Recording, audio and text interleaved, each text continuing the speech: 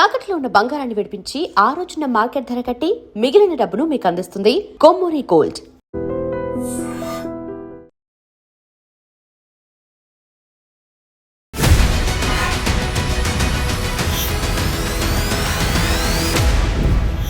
చాలా hectic schedules ఉన్నట్టున్నాయి మీకు. షెడ్యూల్ వచ్చిన తర్వాత సీఎం లేరు, సీఎం లేకపోవడం అనేది కూడా మీ మీద ఎక్కువగా బరువు బాధ్యతల మీద. సీఎం గారు బయట ఉన్నా ఇవాళ గత 3 గంటల పాటు రూమ్లో బీజేపీకి ఒక కంచుకోట్లాగా భావిస్తాం. మన ఇందూరు మన మేయర్ అనేటువంటి క్యాంపెయిన్ చేస్తున్నారు. గతంలో పోల్చుకుంటే చాలా పెద్ద ఇంప్రూవ్మెంట్ కాంగ్రెస్. ఇవాళ పరిస్థితి మెరుగైంది, అధికారంలోకి వచ్చాం, సర్పంచులు గెలిచాం. మీరు 6 గ్యారంటీ స్కీమ్లు అంటే బీఆర్ఎస్ 420 హామీలు 420 అనే దాన్ని ఒక ప్రచారం చేస్తుంది.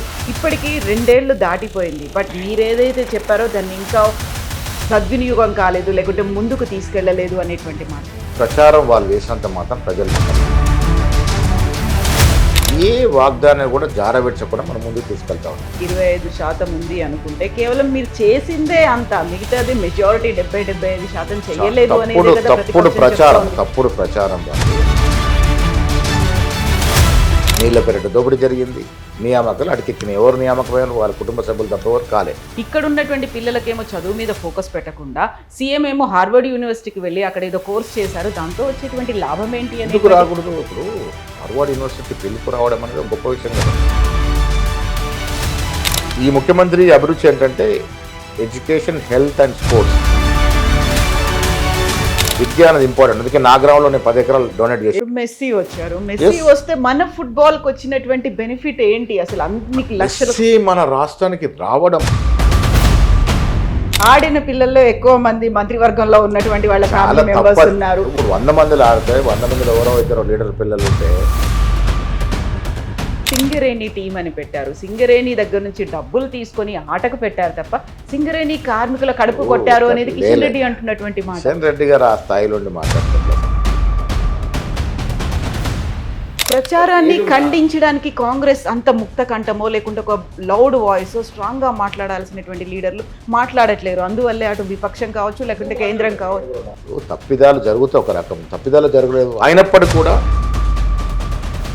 టెండర్లు రద్దు చేశారంటేనే ఏదో తప్పు జరిగింది అని యాక్సెప్ట్ చేసినట్టు అని. లేదు, చాలా తప్పు. ఇక్కడ లొసుకులు జరిగినప్పుడు దాన్ని పరిశీలించుకోవాలి. నైనీ కోల్ బ్లాక్స్ దీని నేపథ్యంలోనే వచ్చినటువంటి బోల్డ్ అన్ని ఇష్యూస్ పాపప్ అయి బయటకు వచ్చాయి. అక్కడే ఇన్ని డిఫరెంట్ గ్రూప్స్ కాంగ్రెస్లో అనుకునే వాళ్ళు బట్ మంత్రివర్గంలో కూడా ఉన్నాయి అనేటువంటి మాటలు. బావటంగా తప్పులు చేసే మాది మేమే ఎత్తి చూపుకుంటాం, బయట అవకాశం ఎత్తి చూపుకోవడం కంటే కూడా వాళ్ళని కావాలని కార్నర్ చేస్తోంది మంత్రివర్గం. సోషల్ మీడియా అనేది మంచిని పెంచుకోవడానికి గొప్ప సాధనం, కానీ మంచి కన్నా ఎక్కువ చెడును పెంచుతా ఉన్నారు. మంత్రివర్గంలో ఉన్నటువంటి కీలకమైనటువంటి మంత్రుల మీద ఇంకొక మంత్రి ఎవరో ఎగదోస్తున్నారు, కావాలని లీకులు ఇస్తున్నారు. వీటికి మూలం సోషల్ మీడియానే. వాట్ అబౌట్ రియల్ మీడియాలో ఏం జరుగుతుంది? రియల్ గా ఏం జరుగుతుంది? మంత్రుల మధ్య ఎక్కడ విభేదాలు లేవు. ఆ మిత్రుల మధ్య కూడా సిచ్యువేట్ ప్రయత్నం చేశారు, జరిగింది ఏమీ లేదు. సో ఇప్పటికి 3 పార్టీలు అనుకున్నాము మున్సిపల్ ఎన్నికల్లో. కవిత కూడా ఫార్వర్డ్ బ్లాక్ పార్టీతో కలిసి రంగంలోకి దిగుతోంది. సంతోషం. ఆవిడ కూడా వారి పార్టీకి నా నాన్న ఆహ్వానించింది. ఇంక్లైన్డ్ గా లేరా? అటువైపు చూడట్లేదా ఆఫర్ ని? నేషనల్ వైడ్ గా వచ్చే ఒక పదవి.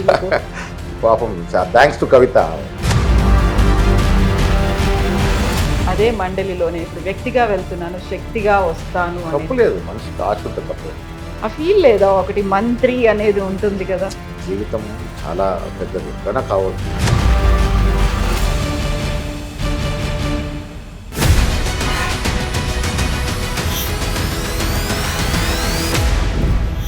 నమస్తే, welcome to I dream inside politics with Kavitha. మనతో పాటుగా ఉన్నారు TPCC chief and MLC Mahesh Kumar Goud garu. Mahesh garu నమస్కారం. చాలా హెక్టిక్ షెడ్యూల్స్ ఉన్నట్టున్నాయి మీకు. లోకల్ బాడీ ఎలక్షన్స్, ప్రజలు ఓటు వేయడానికి ఆసక్తిగా ఎదురు చూస్తున్నటువంటి పరిస్థితి. సర్పంచ్ ఎలక్షన్లో 73% పైన కాంగ్రెస్కి మ్యాండేట్ ఇచ్చినారు. కారణం మనం ఇస్తున్నటువంటి అభివృద్ధి, సంక్షేమ ఫలాలు పరిపూర్ణంగా ప్రజలు రుచిస్తూ ఉన్నారు, ఆస్వాదిస్తూ ఉన్నారు. అది ఉచిత బస్సు మొదలుకొని మొన్న సన్నబియ్యం వరకు. సన్నబియ్య కార్యక్రమం అనేది ఒక చరిత్రాత్మక విప్లవాత్మక కార్యక్రమం ఈ దేశంలో. అక్కడి వరకు ప్రజలు దాన్ని ఆస్వాదిస్తారు కాబట్టి సర్పంచ్ ఎలక్షన్లు ఇచ్చారు. అదేవిధంగా మున్సిపల్ ఎలక్షన్లో కూడా కొంత అర్బన్ రూరల్ మిక్స్ ఉన్నప్పటికీ కూడా ప్రజలు మనకొస్తున్న సమాచారం పరిపూర్ణంగా దీంట్లో కూడా మెజారిటీ మ్యాండేట్ కాంగ్రెస్కి ఇవ్వాలన్న తపన ప్రజల్లో కనబడుతూ ఉంది. సో దాంట్లో టికెటింగ్ అనేది బాగా కాంపిటీషన్ అయిపోయింది. సో ఈ ఎక్టిక్ యాక్టివిటీ అంతా కూడా టికెట్ డెసిషన్ మేకింగ్ ఎంత ఎక్టిక్ అయిందంటే, ఇప్పుడు నిజామాబాద్ ఉదాహరణకు తీసుకుంటే నిజామాబాద్లో 60 కార్పొరేషన్ వార్డ్స్ ఉంటే మాకు 740 పై చిలుకు అప్లికేషన్లు వచ్చినాయి. అంటే ఒక వార్డుకి యావరేజ్గా 12 అప్లికేషన్స్ వచ్చాయి. సో కాంపిటీషన్ హెవీ అయింది కాబట్టి కొంచెం దీన్ని ట్రాన్స్పరెంట్గా డిసైడ్ చేయాలని, ఒకటేమో కాంగ్రెస్ పార్టీతో వారికి ఉన్నట్టు అనుబంధం ఫస్ట్ ప్రయారిటీ, రెండవది సర్వే, ప్రజల్లో వారికి ఉన్నటువంటి పేరు ప్రతిష్టలు, వారికి ఉన్న పలుకుబడి, ఆ పర్టికులర్ వార్డులో ఆ వ్యక్తిపై ఉన్నటువంటి నమ్మకం, దీని మీద సర్వేలు చేస్తూ ఉన్నాం. ఇది కొంత పారదర్శకంగా ఉండాలనే ఉద్దేశంతో క్యాబినెట్ మంత్రుల్ని ఒక్కొక్క పార్లమెంట్కి ఇన్ఛార్జ్గా వేసినారు ముఖ్యమంత్రి గారు పీసీసీ తరఫున. వారితో పాటు అక్కడ జిల్లా కాంగ్రెస్ కమిటీ అధ్యక్షులు, అక్కడ ఉన్నటువంటి స్థానిక మంత్రులు, ఎమ్మెల్యేలు, కాంటెస్టెడ్ క్యాండిడేట్స్, మా ఫ్రంటల్ డిపార్ట్మెంట్ చైర్మన్ అందరూ కూర్చొని 3 పేర్లు డిసైడ్ చేస్తే అల్టిమేట్గా స్క్రీనింగ్ కమిటీ ఎవరు అక్కడ అర్హత ఉంటుందో వారికి సీట్ ఇవ్వడం జరుగుతుంది. సో ఈ యాక్టివిటీ అంతా కూడా ఆ కారణంగానే. ఓకే. సో ఇప్పుడు షెడ్యూల్ వచ్చిన తర్వాత సీఎం లేరు, సీఎం లేకపోవడం అనేది కూడా మీ మీద ఎక్కువగా బరువు బాధ్యతల్ని పెంచి, సీఎం గారు బయట ఉన్న ఇవాళ అధునాతన టెక్నాలజీ వచ్చినటువంటి దృష్ట్యా ఇవాళ మార్నింగ్ వారు అమెరికా నుండి దాదాపు 3 గంటల పాటు జూమ్ కాన్ఫరెన్స్లో మంత్రులతో మా జిల్లా కాంగ్రెస్ కమిటీ అధ్యక్షులతో మీటింగ్ చేసినారు. మంత్రులు చెప్పేవాడిని విన్నారు, వారు ఇచ్చే సూచనలు సలహాలు ఇచ్చినారు. మీనాక్షి నటరాజన్ గారు, డిప్యూటీ సీఎం గారు, నేను దాదాపు 3 గంటల పాటు జూమ్లో మున్సిపల్ ఎలక్షన్ విషయంలో చర్చించినాం. సో ఇవాళ ఇంత టెక్నాలజీ డెవలప్ అయిన తర్వాత ఎవరు విదేశాల్లో ఉన్నా కానీ కొంత 10-20% కొంత గ్యాప్ వస్తుంది. ఓవరాల్గా యాక్టివిటీ అక్కడ అవ్వట్లేదు. అక్కడ ఉండి కూడా వారు అన్నీ కూడా మానిటర్ చేస్తూ ఉన్నారు, ఎప్పటికప్పుడు మంత్రులతో మాట్లాడుతూ ఉన్నారు, నాతో సంప్రదిస్తూ ఉన్నారు. So it's going smooth. So ఇప్పుడు మీరు నిజామాబాద్ గురించి చెప్పిండ్రు, అదే నిజామాబాద్తో పాటుగా కరీంనగర్ బీజేపీకి ఒక కంచుకోట్లాగా భావిస్తాం. మన ఇందూరు మన మేయర్ అనేటువంటి క్యాంపెయిన్ చేస్తున్నారు పెద్ద ఎత్తున. మళ్ళీ మేమే దాన్ని రిటైన్ చేసుకుంటాము అని బీజేపీ అంత కాన్ఫిడెంట్గా చెప్తోంది కదా. యాజిటేజ్గా బీజేపీకి లేదు, గతంలో ఉండింది లేదు. అంటే గతంలో మున్సిపల్ చైర్మన్ ఉన్నప్పుడు కార్పొరేషన్ అయ్యాక ఫస్ట్ మేమే మేయర్ అయ్యాము, తర్వాత టీఆర్ఎస్ చేతుల్లోకి పోయింది. మున్సిపల్ చైర్మన్నప్పుడు ఉన్నారు. గతంలో పోల్చుకుంటే చాలా పెద్ద ఇంప్రూవ్మెంట్ కాంగ్రెస్కి. నిజామాబాద్ ఉదాహరణ తీసుకుంటే 2 కార్పొరేషన్ సీట్లు 60లో, కరీంనగర్లో కూడా దాదాపుగా లేనట్టే. బట్ ఇవాళ పరిస్థితి మేము మేయర్ని ఫామ్ చేసే పరిస్థితికి ఎదిగినాం.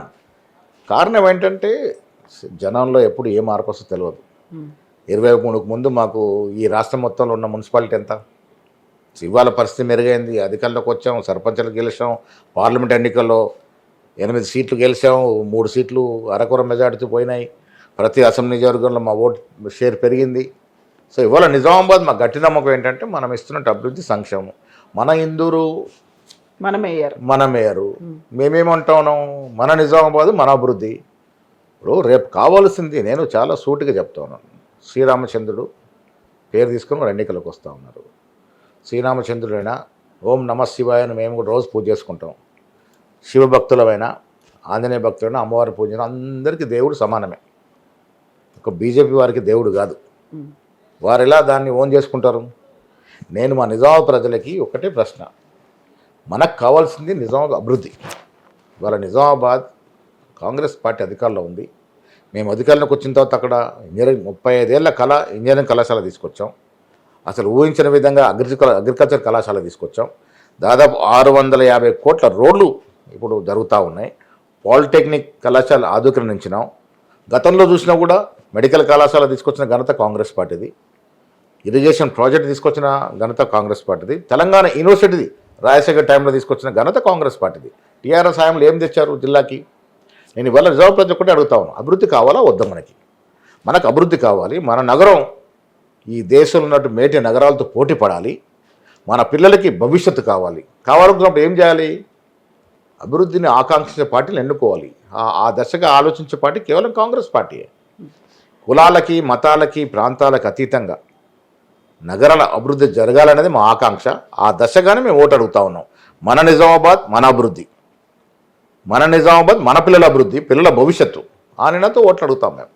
సో ఇప్పుడు మీరు బీజేపీ శ్రీరాముడికి సంబంధించి ఆ పార్టీలో ఉన్నట్టుగా లేకుంటే వాళ్ళే ఓన్ చేసుకున్నారు అనుకున్నప్పుడు జూబ్లీ హిల్స్ బై ఎలక్షన్లో కూడా సీఎం రేవంత్ రెడ్డి ఒక మాట అన్నారు అనే దాంతో కంప్లీట్గా ముస్లింల పార్టీ, కాంగ్రెస్ పార్టీ అంటే ముస్లింల పార్టీ అన్నారు అనేది, అది అక్కడే డివిజన్ అనేది కాంగ్రెస్ పార్టీ చూపించింది కదా. Congress party secular party. Congress పార్టీలో 90% ఎవరున్నారు? హిందువులే కదా. వారు అన్నదాన్ని వక్రీకరించరాని కానీ వారు ఏమన్నారంటే కాంగ్రెస్ పార్టీ హిందువులకైనా ముస్లింలకైనా క్రిస్టియన్లకైనా ఇసరి అంత సమానం. ఈ దేశం నిర్మాణమే లౌకికవాదం మీద అయింది. ఇది లౌకికవాద దేశం, ఇక్కడ అందరూ సమానమే. అన్నిటికన్నా ఎక్కువ మేము పదవులు ఇచ్చింది, ప్రధానమంత్రులు చేసింది, రాష్ట్రపతులు చేసింది ఎవరు? హిందువులు కాదా? కాంగ్రెస్ పార్టీ హయాంలో కాదా? నెహ్రూ హిందువు కాదా? వల్లభాయ్ పటేల్ హిందువు కాదా? ఇవాళ రాజకీయాల కోసం కులాన్ని మతాన్ని తీసుకురావడం అనేది నా దృష్టిలో మంచిది కాదు. ఇది మన పిల్లల భవిష్యత్తుకు విఘాతం కలిగిస్తుంది. అదే మనం మాట సీఎం యూరోపియన్ దేశాల్లో చూడండి, కులాలు లేవు, మతాలు లేవు, అభివృద్ధి అవుతూ ఉంది. వెస్ట్రన్ కంట్రీస్ ఏ రకంగా పోతూ ఉన్నాయి? కుల పిచ్చితో మత పిచ్చితో లేరు కదా అక్కడ, అధునాతంగా అభివృద్ధి చెందుతూ ఉన్నారు. మనం ఆ దశకు రావాలి. నా కోరిక అదే. ఇప్పుడు ఎవరి కులం మీద వారికి ప్రేమ ఉంటుంది, నా కులం మీద నాకు ప్రేమ ఉంటుంది. కుల పిచ్చి ఉండకూడదు. నా మతం మీద నాకు ప్రేమ ఉంటుంది. ఎస్, నేను హిందువుని గర్వంగా చెప్పుకుంటాను, ప్రేమ ఉంటుంది. బట్ వేరే మతాన్ని ద్వేషించకూడదు కదా. అందరు కలిసికట్టుగా పనిచేసుకోవాలి, అభివృద్ధి జరగాలి. నిజామాబాద్లో కూడా హిందువులు ఉన్నారు, ముస్లిమ్స్ ఉన్నారు. మాదొక కాస్మోపాలిటన్ సిటీ అది. మార్వాడీలు ఎక్కువ సంఖ్యలో ఉన్నారు, గుజరాత్లో ఎక్కువ సంఖ్యలో ఉన్నారు, సర్దార్జీలు ఉన్నారు, మహారాష్ట్రన్స్ ఉన్నారు. రకరకాల కులాలు, రకరకాల మతాల సమీకరణ నిజామాబాద్. అభివృద్ధి అనేది ఇంపార్టెంట్ ఆస్పెక్ట్. నిజామాబాద్ నా దృష్టిలో కరెక్ట్గా పనిచేసుకొని కాంగ్రెస్ మేయర్ వస్తే ఈ రాష్ట్రంలోని కాదు, ఈ దేశంలో ఉన్నటువంటి మేటి నగరాలతో పోటీ పడతాము, అంత చక్కగా తీర్చిదిద్దుకుంటామనేది నా నమ్మకం. నిజామాబాద్ ప్రజలకు మీరు ఇచ్చే హామీ. దెన్ వాట్ అబౌట్ మిగతా మున్సిపాలిటీ కార్పొరేషన్లకు సంబంధించి మెయిన్ ఎజెండా ఏముంటుంది? మీరు చేసేటువంటి క్యాంపెయిన్ కావచ్చు, మీరు చూపించేటువంటి అభివృద్ధి అనేది ఏ ఎజెండాతో మీరు ఇప్పుడు వెళ్తున్నారు ఎన్నికలకి? మేమన్నీ కూడా లోకల్ మేనిఫెస్టోలు తయారు చేస్తా ఉన్నాం. నిజామాబాద్ దానికి కావాల్సినట్టు అవసరాలు ఏంటి, ఎలాంటి అభివృద్ధి జరగాలి, ఎలాంటి పరిశ్రమలు రావాలి, ఎలాంటి ఎడ్యుకేషన్ ఇన్స్టిట్యూషన్స్ రావాలి, ఎలాంటి రోడ్లు రావాలి, కరీంనగర్ అక్కడ కూడా పరిశ్రమలు రావాలి, ఎలాంటి పరిశ్రమలు అవసరం, అదొక ఎడ్యుకేషన్ హబ్ లాగా ఉంది, చాలా రకరకాల ఇంజనీరింగ్ కాలేజ్, మెడికల్ కళాశాలలు ఇంకేం అభివృద్ధి చెందాలి. ఇలా లోకల్ స్థానిక మేనిఫెస్టో తయారు చేయమని మా మంత్రులకి ఇవాళ సూచించాము. స్థానిక మేనిఫెస్టోను పెట్టుకొని ముందుకు పోతాం. కాకపోతే మీరు 6 గ్యారంటీ స్కీములు అంటే బీఆర్ఎస్ 420 హామీలు 420 అనే దాన్ని ఒక ప్రచారం చేస్తుంది. ఇప్పటికీ 2 ఏళ్ళు దాటిపోయింది. బట్ మీరు ఏదైతే చెప్పారో దాన్ని ఇంకా సద్వినియోగం కాలేదు, లేకుంటే ముందుకు తీసుకెళ్ళలేదు అనేటువంటి మాట. ప్రచారం వాళ్ళు చేసినంత మాత్రం ప్రజలు నమ్మరు. 6 గ్యారంటీల మెజారిటీ అంశాన్ని మనం పూరించినాం. ఏ పరిస్థితిలో పూరించినాం? ఈ రాష్ట్రం 8 లక్షల కోట్ల అప్పులో కూర్చోబెట్టి కేసీఆర్ గారు ఫలానం చిత్తగించినారు. మీరు అడగవచ్చు అప్పుడు తెలియదా మీరు వాగ్దానం? ఎస్, మాకు తెలుసు, రెవెన్యూ పెరుగుద్ది అనుకున్నాం, పెరిగే పరిస్థితి లేదు. అయినప్పటికీ కూడా ఏ వాగ్దానాన్ని కూడా జారవిడ్చకుండా మనం ముందుకు తీసుకెళ్తా ఉన్నాం. కేసీఆర్ గారు డబుల్ బెడ్రూమ్ అని ప్రతి మీటింగ్లో చెప్పాడు. ఎన్ని డబుల్ బెడ్రూమ్లు ఇచ్చాడు? మేము ప్రాక్టికల్గా చేసి ఉంచాము. ఇవాళ అడిగిన ప్రతి పేదవాడికి ఇందిరా ఇల్లు ఇస్తూ ఉన్నాం. ప్రతి నియోజకవర్గానికి 3-4 వేల ఇల్లు ఇస్తూ ఉన్నాం. ఇది ఒక బృహత్తరమైనటువంటి స్కీమ్. ఇది ఇందిరాగాంధీ కళ. గుడిసెలు లేకుండా చేయడము, ఇల్లు లేని పేదవాడు లేకుండా చేయడం మా కర్తవ్యంగా భావించి ముందుకు పోతా ఉన్నాం. ఇలా ఫ్రీ పవర్ 200 యూనిట్ల వరకు పవర్ మీరు గ్రామాలకు వెళ్ళి చూడండి. 70% ఆఫ్ ది హౌస్ హోల్డ్స్ ఉచితమైనటువంటి విద్యుత్తుని పొందుతూ ఉన్నారు తెలియకుండానే. చాలా చోట్ల 4 ఫ్యాన్లు 4 బల్బు నడిస్తే 150 యూనిట్స్ వస్తూ ఉంది. విలాసవంతమైనటువంటి జీవితం గడిపే వాళ్ళు ఏసీలు వాడితే తప్ప 200 లోపే బిల్లు వస్తూ ఉన్నాయి. అదొక బృహత్తరమైనటువంటి స్కీమ్. అది రైతు భరోసా, రైతు రుణమాఫీ. కేసీఆర్ గారు 10 ఏళ్ళు పాలించి ఆయన రుణమాఫీ 15-16 వేల కోట్లు ఇవ్వకుంటే మేము 2 సంవత్సరాల లోపే 23 వేల కోట్లకు పైగా రుణమాఫీ చేయగలిగినాం. గొప్ప స్కీమ్ కదా ఇది. ఏదైతే చెప్పినామో అది చేసే ప్రయత్నం చేస్తూ ఉన్నాం. ఎస్, నేను ఒప్పుకుంటాను. ఇంకొక 20-25% మేము ఇచ్చిన వాగ్దానాలు ఇంకా చేయాల్సిన అవసరం ఉన్నది. ఆర్థిక పరిస్థితి కొంత మరుగుపడితే అవి కూడా ఇస్తాం. 5 ఏళ్ళు టైం ఉంది మాకు. 5 ఏళ్ళ లోపల మేము ఇచ్చిన ప్రతి మాట నిలబెట్టుకుంటాం. సో ఇప్పుడు 20-25% ఉంది అనుకుంటే కేవలం మీరు చేసిందే అంత, మిగతాది మెజారిటీ 70-75% చేయలేదు అనేది కదా తప్పుడు ప్రచారం. వాళ్ళు మేము ఇచ్చిన వాగ్దానంలో ముఖ్యమైనది ఉద్యోగాలు. మనం తెలంగాణ కోరుకునే ఉద్యోగాల కోసం. మన ఉద్యోగాలు మనకు వస్తాయి. నీళ్లు నిధులు నియామకాలు. గతంలో చూస్తే వాళ్ళ గురించి మాట్లాడడం వేస్ట్. నీళ్ళ పేరిట దోపిడీ జరిగింది, నియామకాలు అడికెక్కినాయి. ఎవరు నియామకమైన వాళ్ళ కుటుంబ సభ్యులు తప్ప ఎవరు కాలే. కాంగ్రెస్ పార్టీ అధికారంలోకి వచ్చిన తర్వాత వాళ్ళు 10 ఏళ్లలో ఇచ్చిన ఉద్యోగాలు 50,000 దాటలే. ప్రభుత్వ ఉద్యోగాలు మేము ఇప్పటికే 80,000 ఉద్యోగాలు ఇచ్చాము 2 సంవత్సరాల్లో. కాకపోతే 2 లక్షల ఉద్యోగాలు పెడితే మీరు కేవలం నియామక పత్రాలు ఇస్తున్నారు ఏదున్నా అనేదే కదా. ధైర్యం ఉండాలి. వాళ్ళు ఎందుకు ఇవ్వలే మరి? వాళ్ళు ఎందుకు ఇవ్వలే? ఆర్థిక భారం పడుతుందని కొత్త ఉద్యోగాలు ఇవ్వకుండా ఉన్న వాళ్ళని రెన్యువల్ చేసుకుంటూ ఓయిజులుగా పెట్టుకోవడం, వయసు పెంచడం తప్ప కొత్తవాడికి ఉద్యోగం లేదు. మేము వచ్చిన తర్వాత 85,000 పైగా ఉద్యోగం ఇచ్చాం 1.5 సంవత్సరంలో. ఇంకా 2 సంవత్సరాలు 3 సంవత్సరాలు గ్యారంటీ అన్నారు, Definitely గా. క్యాలెండర్ అనేది ఉంటుంది. క్యాలెండర్ ప్రకారం పోతా ఉన్నాం. 85,000 ఉద్యోగాలు ఇచ్చాం. 2 లక్షల ఉద్యోగాలు ఇచ్చి తీరుతాం 3 ఏళ్ళ లోపల. సంవత్సరానికి కాదా 2 లక్షలు అనేది? లేదు, మా టర్మ్లో 2 లక్షల ఉద్యోగాలు ఇస్తామని చెప్పాం. మోడీ మాటలాగా సంవత్సరం 2 కోట్ల చెప్పలేము మేము. మేము మా టర్మ్లో 2 లక్షల ఉద్యోగాలు ఇస్తామని చెప్పాం. 2 లక్షల చీరల ఉద్యోగాలు ఇస్తాం. మళ్ళీ టర్మ్ ఎలక్ట్ అయినాక మళ్ళీ ఇస్తాం. డెఫినెట్గా ఇది నిరంతరం జరిగే ప్రక్రియ. నిరుద్యోగుల కోసమే తెలంగాణ తెచ్చుకున్నాము. నీళ్ల పేరిట జరిగిన దోపిడీని అరికట్టే ప్రయత్నం సరిదిద్దే ప్రయత్నం చేస్తూ ఉన్నాము. పనికిరాని ప్రాజెక్టు కట్టి 1,20,000 కోట్లు గోదావరి నదిలో పోశారు. అవన్నీ రికవరీ చేసే ప్రయత్నంలో ఉన్నాము. పారదర్శకంగా ముందుకు పోతా ఉన్నాం.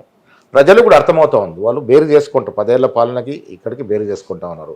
ఆ బేరు చేసుకునే పార్లమెంట్ ఎన్నికల్లో టీఆర్ఎస్ పార్టీ 0 సీట్లు ఇచ్చారు. ఇంకా బీఆర్ఎస్ ఏదో ఆశపడుతుంది. బట్ నాకు తెలిసి నాకున్న రాజకీయ పరిజ్ఞానం ప్రకారం ఈ రాష్ట్రంలో ఉన్నటువంటి కుల సమీకరణ దృష్ట్యా బీజేపీ పార్టీ ఈ రాష్ట్రం ఎప్పటికీ అధికారం రాదు. ఇక్కడ కుల సమీకరణ దృష్ట్యా బీజేపీ ఈ రాష్ట్రంలో అధికారులకు వచ్చే పరిస్థితులే లేవు. కులము మతం పేరిట అడపదడప రెచ్చగొడితే కొన్ని సీట్లు వస్తాయేమో తప్ప తెలంగాణ రాష్ట్రంలో బీజేపీ అధికారులు రావడం అనేది కల్లా. సో 2వ మారు 3వ మారు కూడా మేమే వస్తాం. కారణం ప్రజలకి సంక్షేమం అందుతూ ఉంది, తీపిగా ఆస్వాదిస్తూ ఉన్నారు. సన్న బియ్యం అనేది ఒక విప్లవాత్మక కార్యక్రమం. దొడ్డు బియ్యం పేరిట స్మగ్లింగ్ జరిగింది. ఎవరైనా తినేవారా దొడ్డు బియ్యం? ఇప్పుడు మేమేం బియ్యం తింటాం, వాళ్ళు పేద ప్రజలు తింటూ ఆస్వాదిస్తూ ఉన్నారు. ఉద్యోగాలు వస్తాం. ఒక ఉద్యోగం వస్తే ఒక ఇంట్లో కుటుంబం మొత్తం సుఖంగా బతకాలంటే అవకాశం వస్తుంది. అలాంటి ఉద్యోగాలు ఇచ్చాం. ఉచితంగా బస్సులు ప్రయాణం, మహిళలు రూపాయి ఖర్చు లేకుండా ఎక్కడికంటే అక్కడ ఉచితంగా ప్రయాణం చేస్తూ ఉన్నారు. ఇప్పుడు స్కూల్ పిల్లలకి విద్య అనేది గురుకులాల్లో వాళ్ళు తింటున్నటువంటి ఆహారం విషాహారం అవుతుంది, అనారోగ్యాలకు పాలవుతున్నారు. ఇక్కడ ఉన్నటువంటి పిల్లలకేమో చదువు మీద ఫోకస్ పెట్టకుండా సీఎం ఏమో హార్వర్డ్ యూనివర్సిటీకి వెళ్ళి అక్కడ ఏదో కోర్స్ చేశారు, దాంతో వచ్చేటువంటి లాభం ఏంటి అని ఎందుకు రాకూడదు? ఇప్పుడు హార్వర్డ్ యూనివర్సిటీ పిలుపు రావడం అనేది ఒక గొప్ప విషయం కదా. ముఖ్యమంత్రి గారు ఎబిలిటీ ఆఫ్ అడ్మినిస్ట్రేషన్ మీద వారికి పిలిచినారు, వాళ్ళ కోర్స్ చేసినారు. హార్వర్డ్ యూనివర్సిటీ సర్టిఫై చేయడం అనేది ఒక గొప్ప అచీవ్మెంట్ లైఫ్లో. ముఖ్యమంత్రి గారికి వచ్చింది. గతంలో చాలామంది అలాంటి అవకాశం వచ్చింది. ఇక్కడ మీరు అర్థం ఒక్కొక్క ముఖ్యమంత్రికి ఒక అభిరుచి ఉంటుంది. ఈ ముఖ్యమంత్రి అభిరుచి ఏంటంటే ఎడ్యుకేషన్, హెల్త్ అండ్ స్పోర్ట్స్, అగ్రికల్చర్తో పాటు ఎడ్యుకేషన్లో వీళ్ళు ఇంటిగ్రేటెడ్ స్కూల్స్ అనేది ఒక హిస్టారిక్ మార్పు. ఒక స్కూల్ మీద 200-300 కోట్లు పెట్టి ఒకే ప్రాంగణంలో అంతమందికి విద్యను ఇవ్వడం. విద్య అనేది ఇంపార్టెంట్. అందుకే నా గ్రామంలో నేను 10 ఎకరాలు డొనేట్ చేశాను. ఎందుకు డొనేట్ చేశాను? విద్య ఇంటిగ్రేటెడ్ స్కూల్ నా గ్రామానికి వస్తే 11 ఎకరాలు ఇచ్చి నా గ్రామం అభివృద్ధి చెందుద్దని చాలా విలువైన భూమి నేను ఇచ్చాను. ముఖ్యమంత్రి గారు ఒప్పుకున్నారు. దాంట్లో ఒప్పుకునేది నేను 11 ఎకరాల్లోనే కట్టాలంటే 25 ఎకరాలు ఎగ్జామ్ చేశారు. 25 ఎకరాల నుంచి 10 ఎకరాలు ఎగ్జామ్ చేసి నా గ్రామానికి స్కూల్ ఇస్తాను చెప్పడం జరిగింది. అంత మారుమూల గ్రామంలో ఒక స్కూల్ వస్తే ఎంత పెద్ద పేరు వస్తుంది మా గ్రామానికి. టెంపుల్ కారిడార్ రోడ్ నేను రిక్వెస్ట్ చేసి కోమటిరెడ్డి గారిని, ముఖ్యమంత్రి గారిని రిక్వెస్ట్ చేసి 360 కోట్లు పెట్టించారు. ధర్మపూర్ నుంచి కొండగట్టు వరకు డబుల్ లైన్ ఉంది. కొండగట్టు నుంచి వేములవాడ, వేములవాడ నుంచి మా గ్రామం పక్కన లింబాద్రిగుట్ట అని పెద్ద దేవస్థానం ఉంది, నరసింహస్వామి దేవస్థానం. లింబాద్రిగుట్ట, అక్కడ నుంచి ఆర్మూర్ సిద్ధులగుట్ట, అక్కడ నుంచి బాసర్, దాదాపు 160-170 కిలోమీటర్లు 4 లైన్ రోడ్ వస్తే మా గ్రామాల దశ తిరుగుతుంది. సో ఆ రకమైనటువంటి అభివృద్ధి జరుగుతూ ఉంది. ముఖ్యమంత్రి గారి అభిరుచి స్పోర్ట్స్, అరకొర నిధులు. నేనే కరాటేలో బ్లాక్ బెల్ట్ 7th డే. నేను కరాటే అసోసియేషన్ ప్రెసిడెంట్గా నాకు ₹1,00,000 చెక్ ప్రభుత్వం ఇచ్చింది 2017లో. ఇంతవరకు అది రియలైజ్ కాలే. 10 కోట్లు 15 కోట్ల కన్నా ఎక్కువ ఇచ్చేది కదా సంవత్సరానికి. ఈ ముఖ్యమంత్రి గారు 800 కోట్లు ఇచ్చాడు. 2017లో ఇంతవరకు రియలైజ్ కాలే స్పోర్ట్స్ అసోసియేషన్కి ఇచ్చిన చెక్కు. అలాంటి పరిస్థితి నుంచి వాళ్ళు 800 కోట్లు స్పోర్ట్స్కి ఇచ్చినాం ఈ ప్రభుత్వం వచ్చాక. మెస్సీ వచ్చారు. మెస్సీ వస్తే మన ఫుట్బాల్ కి వచ్చినటువంటి బెనిఫిట్ ఏంటి అసలు? అన్ని లక్షలు మెస్సీ మన రాష్ట్రానికి రావడం ప్రైవేట్ అరేంజ్మెంట్ అయినా ప్రభుత్వ సహకారంతో. మెస్సీ అనేవాడు ఇలా ప్రతి ఇంట్లో ఆయనకున్న క్రేజ్, మాంత్రికుడు.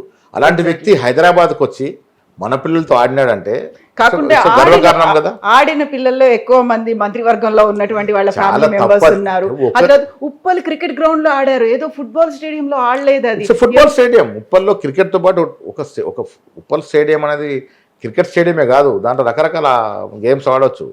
ఆ డైమెన్షన్స్ ప్రకారం ఫుట్బాల్ కూడా ఆడవచ్చు. ఫుట్బాల్ ఇప్పుడు 100 మందిలో ఆడితే 100 మందిలో ఎవరో ఇద్దరు లీడర్ పిల్లలు ఉంటే తప్పేముందండి, వాళ్ళు కూడా ఫుట్బాల్ ఆడేవాళ్ళే కదా. దాన్ని కూడా భూతద్దంలో తెట్టి చూపించే ప్రయత్నం చేయడం అనేది దుర్మార్గం. ఒకటి ఓవరాల్గా బ్రాడర్ వేగా ఆలోచించినప్పుడు మన రాష్ట్రానికి రావాల్సిన స్పోర్ట్స్ యాక్టివిటీ వస్తూ ఉంది. ఎన్నో నేషనల్ ఇంటర్నేషనల్ ఫుట్బాల్ మ్యాచెస్ ఇక్కడ జరుగుతూ ఉన్నాయి. నేషనల్ కరాటే టోర్నమెంట్ ఇక్కడ చేశాం. ముఖ్యమంత్రి గారు చెప్పారు ఏషియన్ కరాటే ఛాంపియన్షిప్ కూడా ఇక్కడ చేయమని. ఒలింపిక్స్ కూడా 2028లో ఇక్కడ చేయబోతా ఉన్నాం. ఏదో ఒక రోజున భారతదేశం ఒలింపిక్స్ ఆడుతుంది. ఆ రోజు హైదరాబాద్లో ఎన్నో క్రీడలు నిర్వహిస్తాం. 2036 అనేది రేవంత్ ఎప్పుడైనా రెడ్డి ఇప్పుడు చెప్పారు. వచ్చిన ఇప్పుడు ఒకటి రాజకీయము పాలన అంటే కేవలం రెవెన్యూ డిపార్ట్మెంటో లేక హోమ్ డిపార్ట్మెంటో కాదు, అన్ని కలగూర గంప అన్ని సమూలంగా డెవలప్ కావాలి. స్పోర్ట్స్ రావాలి, ఎడ్యుకేషన్ డెవలప్ కావాలి, హెల్త్. ఆ రోజుల్లో 10 ఏళ్ల పాలనలో కొన్ని ప్రైవేట్ ఆసుపత్రులు పెరిగాయి తప్ప గవర్నమెంట్ ఆసుపత్రులు దిక్కు దివాణం లేకుండా పోయింది. ఇలా ప్రైమరీ హెల్త్ సెంటర్ నుంచి మా దామోదర్ నరసింహ గారి నేతృత్వంలో ప్రైమరీ హెల్త్ సెంటర్ నుంచి నిమ్స్ ఎయిమ్స్ వరకు ప్రక్షాళన చేస్తూ ఉన్నాం. ఆరోగ్యశ్రీ ఎవరు పడితే వారికి ముఖ్యమంత్రి గారు నిధులు ఇస్తూ ఉన్నారు. పేదవారి ఆరోగ్యాన్ని కాపాడే ప్రయత్నం చేస్తూ ఉన్నాం. ఫుట్బాల్ గురించి మాట్లాడుకున్నప్పుడు దానికి సింగరేణి టీం అని పెట్టారు. సింగరేణి దగ్గర నుంచి డబ్బులు తీసుకొని ఆటకు పెట్టారు తప్ప సింగరేణి కార్మికుల కడుపు కొట్టారు అనేది కిషన్ రెడ్డి అంటున్నటువంటి మాట. కిషన్ రెడ్డి గారు ఆ స్థాయిలో ఉండి మాట్లాడితే ఎట్లా? బొత్తిగా స్పోర్ట్స్ ఇంట్రెస్ట్ లేనట్టు ఆయనకి. సింగరేణిలో సిఎస్ఆర్ ఫండ్స్ ఉంటాయి, రకరకాల యాక్టివిటీ వాళ్ళు ఇస్తూ ఉంటారు. 10% ఫండ్స్లోకి వెళ్ళి కొంత స్పాన్సర్ చేసి ఉంటారు. వాళ్ళ టీం కూడా వచ్చింది కదా, సింగరేణి టీము మెస్సీతో ఆడింది కదా. మరి కాకుంటే సింగరేణి కార్మికులకు వచ్చినటువంటి కార్మికులకు లాభం జరిగింది. కార్మికులకు ఎక్కడ నష్టం చేయట్లే. 10 ఏళ్ళు వారు చేసిన నష్టాన్ని పూడ్చి ఇవాళ మేము దాన్ని సరిదిద్దుతూ ఉన్నాము. రకరకాలు ఇప్పుడు ప్రతిపక్షాల వారు ఏదైనా నిజంగా సద్విమర్శ చేస్తే దాంట్లో ఏమైనా లోపాలు ఉంటే మేము బేషజాలు లేకుండా సరిదిద్దుకోవాల్సిన అవసరం ఉంది. ప్రజాస్వామ్యంలో అది అవసరం. మేము కూడా అదే రీతిలో ఉన్నాం. నిజంగా మాకు తెలియకుండా ఇక్కడ మా తప్పులు జరిగితే దిద్దుకోవాల్సిన అవసరం ఉంటుంది. ప్రజాస్వామ్యం, ప్రజలు కూడా చూస్తారు. ఇప్పుడు సింగరేణి గురించి మాట్లాడుకున్నప్పుడు సింగరేణి కోల్ బ్లాక్స్ కావచ్చు, నైని కోల్ బ్లాక్స్, ఇవన్నీ పెద్ద ఎత్తున కుంభకోణాలు అనేవి జరగబోతున్నాయి.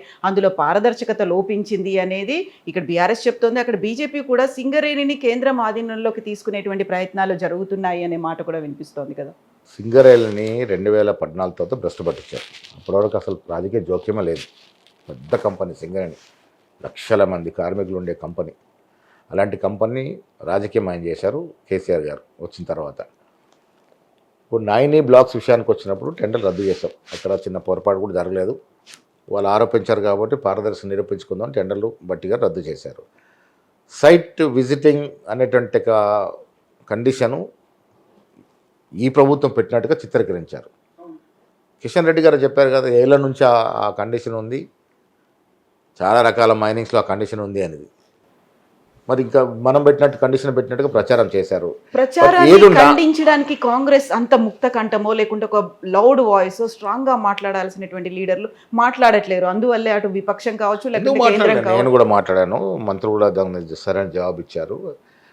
తప్పిదాలు జరిగితే ఒక రకం, తప్పిదాలు జరగలేదు అయినప్పటికీ కూడా ఇంకా దీని మీద అనుమానం ఎందుకని టెండర్లు కూడా రద్దు చేశాం కదా. టెండర్లు రద్దు చేశారంటేనే ఏదో తప్పు జరిగింది అని యాక్సెప్ట్ చేసినట్టు అని. లేదు, అది చాలా తప్పు. అందుకే చెప్పాను, ప్రభుత్వాలు ఎక్కడ లొసుకులు జరిగినప్పుడు దాన్ని పరిశీలించుకోవాలి, మళ్ళీ రివ్యూ చేసుకోవాలి. దాంట్లో భాగంగానే రద్దు చేశాము. మళ్ళీ ట్రాన్స్పరెంట్గా టెండర్స్కి పోతాము. దాంట్లో క్లారిటీ ఇచ్చాడు ముఖ్యమంత్రి, కూడా క్లారిటీ ఇచ్చాడు.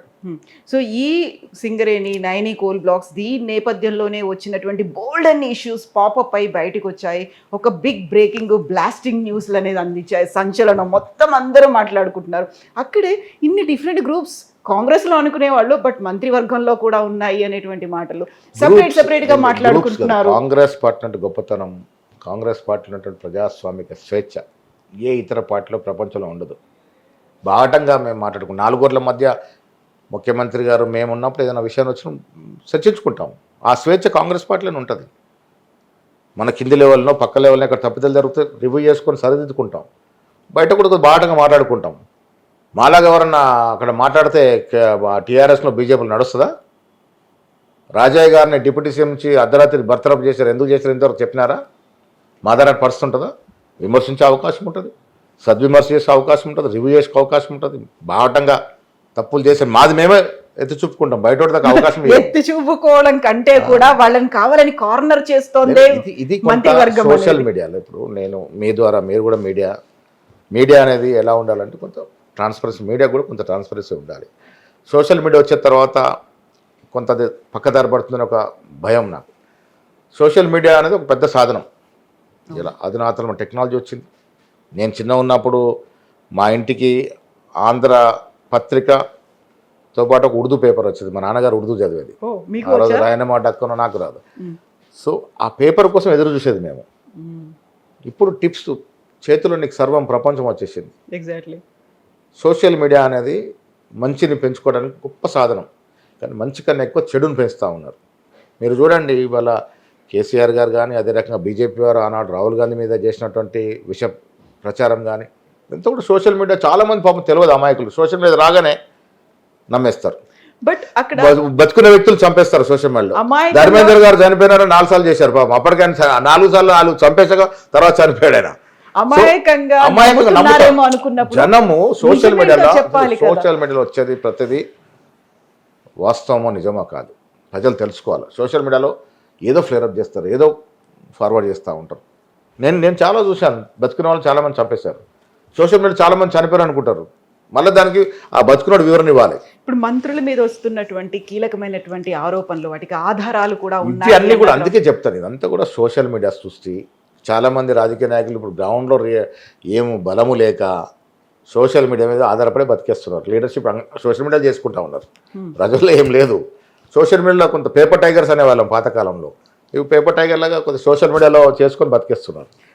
నిజమైన లీడరు ప్రజల్లో ఉండాలి, గ్రౌండ్లో ఉండాలి, గ్రౌండ్లో పట్టు ఉండాలి. అజిత్ పవార్ చనిపోయాడు, ఎందుకు అంత జనం వచ్చింది? అంత పొద్దున్న లేచి ఆయన ఎలక్షన్కి రావాలని పాపం ఫ్లైట్లో వస్తే దుర్మరణం పాలయ్యాడు, బాధాకరం. నిరంతరం ప్రజలుడే నాయకుడిగా ఆయనకు పేరు. 40 ఏళ్ళ జీవితంలో నిరంతరం ప్రజల్లో ఉన్నారు. నాయకుడు ఎందుకు అవుతారు? నాయకుడు ఏమైనా షోకులు చేస్తాను కదా, నాయకుడు అవేదే ప్రజల కోసం కదా, ప్రజలకు అందుబాటులో ఉంటే. ఎందుకు నేను గాంధీ భవన్లో నిరంతరం, నేను హైదరాబాద్ ఉంటే కంపల్సరీ గాంధీ భవన్కి వస్తాను, 3 గంటలను ఉంటాను. ఎందుకు ఉంటాను? గాంధీ భవన్కి చాలామంది వస్తారు, బీదవారు. ఫ్రీ టు ఆల్ ఉంటుంది ఇది. సెక్రటరీ ఎంట్రీ కాదు, వీడికి వస్తారు అందరూ, అవును, వచ్చి కలుస్తారు. మేము తీసుకుంటాము అర్జును, రాసేవాళ్ళు లెటర్లు వస్తూ ఉంటాం, ఫోన్ చేసేవాళ్ళు చేస్తూ ఉంటాం. నేను చిన్న కింద పోలీస్ కానిస్టేబుల్ నుంచి అటెండర్ నుంచి సీనియర్ ఐఏఎస్ వరకు మాట్లాడతాను. ఇష్యూ జెన్యూన్ అనిపిస్తే డెఫినెట్గా మాట్లాడతాను, చెప్తాను, ఇది కావాలని చెప్తాను.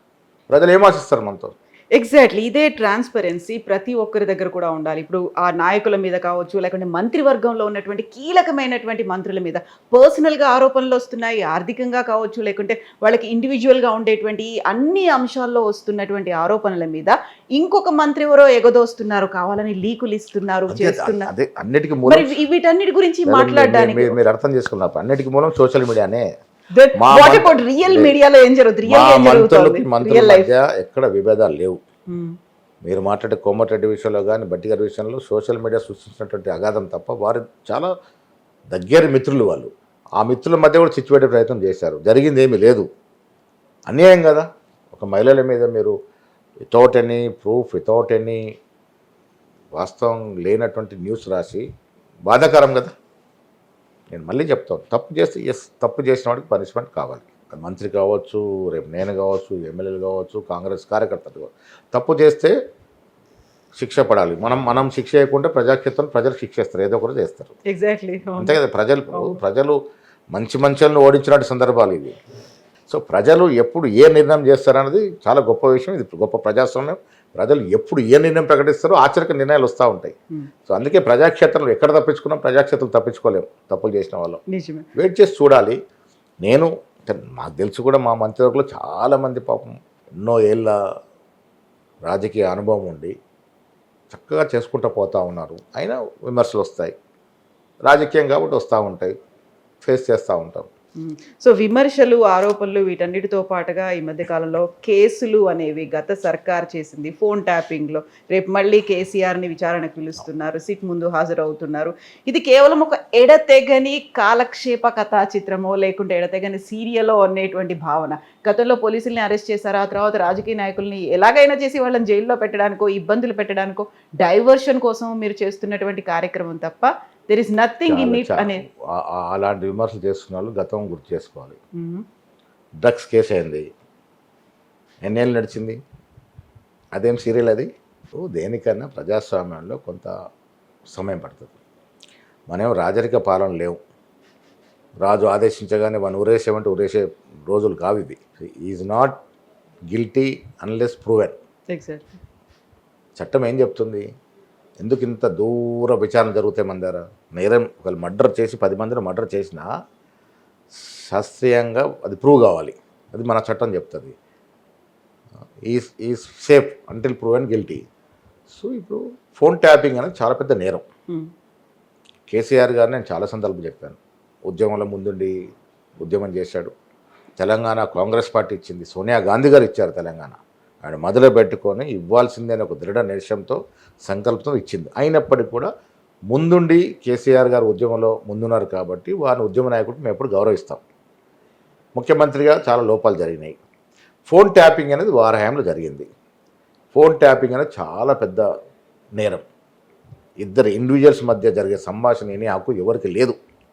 టెలిగ్రాఫిక్ చట్టం ప్రకారం టెలిఫోన్ ట్యాపింగ్ అనేది కొన్ని పరిమితులతో కొంతవరకు పరిమితం. అది టెర్రరిస్ట్ మీదనో నక్సలైట్ల మీదనో ఉగ్రవాదం మీదలో చేయాల్సిన ట్యాపింగ్. అది నేను మా మిత్రుడు మీరు మాట్లాడుకునే సంభాషణలు కూడా వినే హక్కు నీకు ఏ చట్టం ఇవ్వలే. మీరు ఎట్లా ఇంట్రూడ్ అయ్యారు?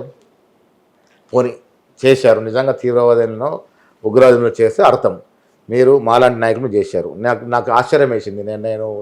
నన్ను ఎంక్వైరీ పిలిచినప్పుడు అడిగితే నేను ఏ కారణంగా నా మీద చేశారు అని అడిగాను. మీరు నక్సలైట్లకి సరుకులు ఇతరత సామాగ్రి సప్లై చేసినట్టుగా సమాచారం ఉంది కాబట్టి నా మీద నిఘా పెట్టారు. తెలంగాణ నక్సలైట్లు లేరు ఇప్పుడు. నేను నక్సలైట్లకి సామాగ్రి సప్లై చేస్తున్నాడు అంటే ఒక కారణం కావాలి కాబట్టి అటువంటి కారణం ఉంటే నేను ట్యాపింగ్ చేయాలి. సో అట్లా అందరి మీద అదే పెట్టుంటారు. నక్సలైట్ సానుభూతి పరుడా మీరు? సానుభూతి పరు సరే ఇవాళ ఉన్నట్టు పరిస్థితుల్లో నేను కగారు విషయంలో కూడా నక్సలైట్ సానుభూతి పరంగా మాట్లాడాను. నేనే నక్సలైట్ విక్టిమ్ని. సర్వం ఆస్తులు పోయాయి, చాలా. కానీ ఇవాళ జరిగినట్టు పరిస్థితిలో ఎవరు కూడా చంపడానికి కుదరదని కగారు విషయంలో నేను కేంద్ర ప్రభుత్వం వ్యతిరేకంగా మాట్లాడినా. అదొక వేరే సందర్భం. కానీ నేనేమంటానంటే టెలిఫోన్ ట్యాపింగ్ అనేది చాలా పెద్ద నేరం. అది కేసీఆర్ గారి ప్రమేయం ఉన్నా, ఆనాడున్నట్టు మంత్రుల ప్రమేయం ఉన్నా, పోలీస్ అధికారుల ప్రమేయం, డెఫినెట్ శిక్ష పడాలి. ఇప్పుడు సినీతారుల యొక్క జీవితాలు తొంగి చూసే హక్కు మీకు ఎవరిచ్చారు? పారిశ్రామికవేత్తలు, మీ సొంత ఎమ్మెల్యేలు. ఈ లీకులన్నీ ఎవరిచ్చారు అనేది బీఆర్ఎస్ అడుగుతోంది. ఎవరు కనబడుతుంది కదా, 565 మీద దాదాపుగా, నాకు ఎగ్జాక్ట్ ఫిగర్ తెలియదు, 565 మంది మీద పెట్టారు. ఇది ఎట్లా బయటకు వచ్చింది? బయట 10 ఏళ్ళుగా వారు చేశారు. నాకు అనుమానం 2018 ఎలక్షన్లో కూడా ఇదే టెలిఫోన్ వాడి మా సమాచారం తీసుకొని గెలిచే అవకాశం ఉండొచ్చు. వాళ్ళ కర్మ ఏంటంటే పాపము 23 అధికారంలోకి వచ్చిన తర్వాత అధికారులు రావడానికి వాళ్ళు యూజ్ చేసుకుంటారు. కానీ ప్రజల్లో మార్పు వచ్చింది.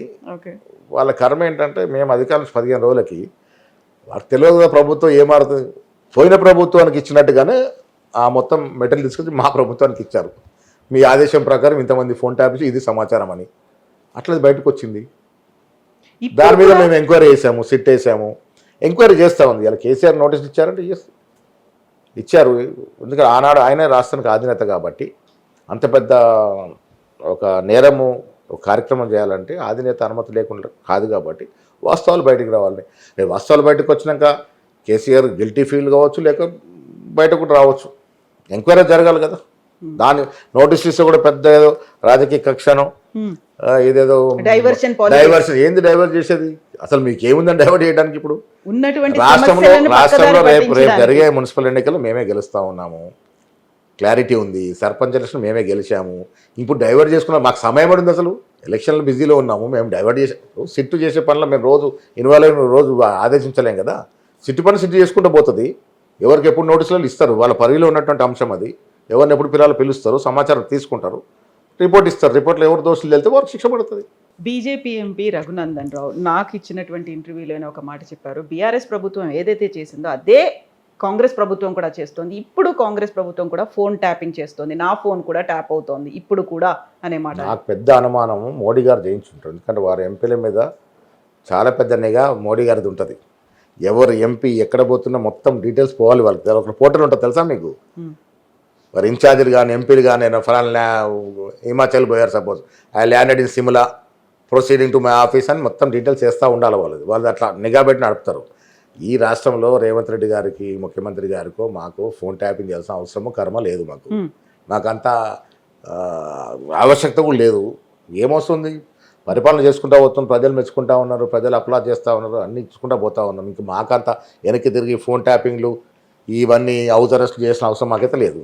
సో ఇప్పటికి 3 పార్టీలు అనుకున్నాము. మున్సిపల్ ఎన్నికల్లో కవిత కూడా ఫార్వర్డ్ బ్లాక్ పార్టీతో కలిసి రంగంలోకి దిగుతోంది. తను ఫార్వర్డ్ బ్లాక్లో జాయిన్ అయిందామే తనతో కలిసి ఎన్నికల్లో ఇప్పుడు సంతోషం. ఇప్పుడు ఆవిడ కూడా వారి పార్టీకి నన్ను ఆహ్వానించింది. పెద్ద నేషనల్ సెక్రటరీ పదవి ఇస్తారు. ఏమంటారు మరి? క్లారిటీ ఏంటంటే ఆవిడ తప్పర్థం చేసుకున్నారేమో. దాన్ని ప్రెస్ మిత్రులు అడిగారు, మాటికి అడుగుతూ ఉన్నారు కవితని ఎప్పుడు చేర్చుకుంటారు అది ఇది. సరే, ఈ అంశం ఇప్పుడు ఆవిడ చేరతానని మమ్మల్ని అడిగింది లేదు, మేము వారిని అప్రోచ్ అయింది లేదు. కాకపోతే ఒక సందర్భంలో ఢిల్లీలో ఒక సీనియర్ నాయకుడు మొన్న అడిగినారు ఏంటి కవిత విషయము, ఒకవేళ వారు చేరతారంటే మీరు చేర్చుకుంటారనే అంశం అడిగినప్పుడు లేదండి మనకు అవసరం లేదు, పార్టీ బలంగా ఉంది, వాళ్ళ ఫ్యామిలీలో ఉన్నటువంటి తగాదా అది మాకు తెలుసు, మీకు తెలుసు ఎందుకు తగాదా అనేది. సో ఆ తగాదాలో మనం తలచం ఎందుకు, తెలంగాణ ప్రజలు చాలా సెంటిమెంటల్ ప్రజలు, వాళ్ళ తగాదాలో వాళ్ళ ఫ్యామిలీ కూడా మనకేం సంబంధం అనే రకంగా సున్నితంగా దాన్ని క్లోజ్ చేసాము. సో ఇది జరిగింది. మీరేం అటువైపు ఇంక్లైన్డ్ గా లేరా, అటువైపు చూడట్లేదా ఆఫర్ని? నేషనల్ వైడ్ గా వచ్చే ఒక పదవి పాపం థ్యాంక్స్ టు కవిత. నేనేదో అంటే ఇప్పుడు స్టేట్ అధ్యక్షుడు ఉన్నాను, నాకు జాతీయ స్థాయిలో పదవి ఇస్తుంది, ప్రమోషన్ ఇస్తాను, థ్యాంక్స్. మాకేమొస్తుంది, ఇంత పెద్ద జాతీయ పార్టీ, ప్రపంచంలోనే అత్యధిక మెంబర్షిప్ ఉండి అత్యధిక ఏళ్ళు దేశాన్ని పాలించే కాంగ్రెస్ పార్టీలో సభ్యుడిగా ఉండడం అనేది గొప్ప అవకాశం, అదృష్టం. అలాంటి పార్టీలో ఒక రాష్ట్రానికి అధ్యక్షుడు అవ్వడం నేను ఎప్పుడు కళ్ళ కూడా ఊహించుకోలేదు, రాష్ట్ర పీసీసీ అధ్యక్షుడు అవుతానని. నేను కోరుకుంది కలగన్నదల్లా ప్రధాన కార్యదర్శి పీసీసీ కావాలని. కానీ వాళ్ళ భగవంతుడి ఆశయం వల్ల ఎమ్మెల్సీ రాష్ట్రానికి అధ్యక్షుడు అయ్యాను. సో గొప్ప భాగ్యము.